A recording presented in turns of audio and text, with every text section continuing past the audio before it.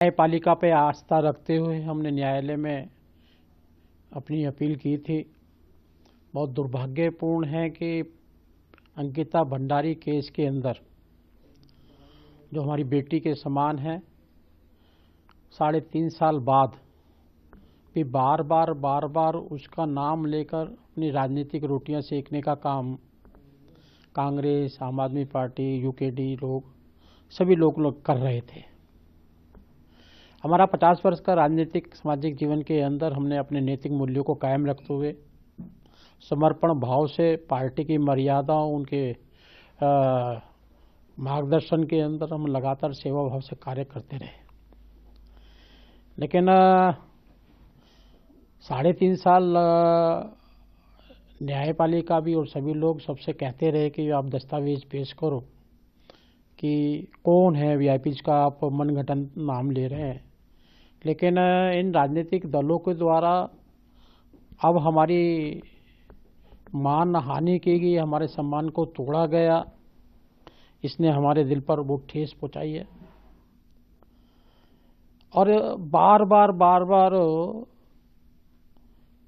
Ankita Bhandari case VIP जब इनका प्रदेश में कुछ काम नहीं होता, मन नहीं जीत पाते, तो ये फिल इन दी ब्लैंक्स में कभी किसी का नाम भर देते हैं, कभी किसी का नाम भर देते हैं, कभी किसी का नाम भर देते हैं।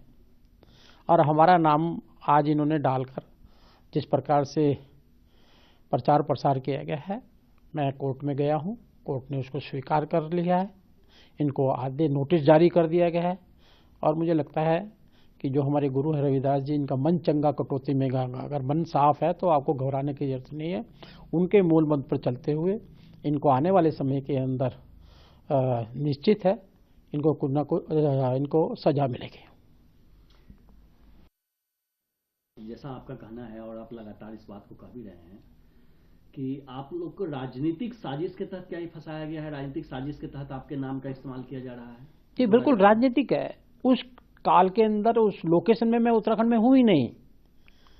मैं उसके दूसरे दिन 17 तारीख को मैं प्रधानमंत्री के जन्मदिन के कार्यक्रम में दिल्ली में था। दूसरे दिन भी मैं आदरणीय होम मिनिस्टर के साथ में सुबह एक कार्यक्रम में मैंने पार्टिसिपेट किया। दूसरे दिन मैं उड़ीसा चला गया हूँ।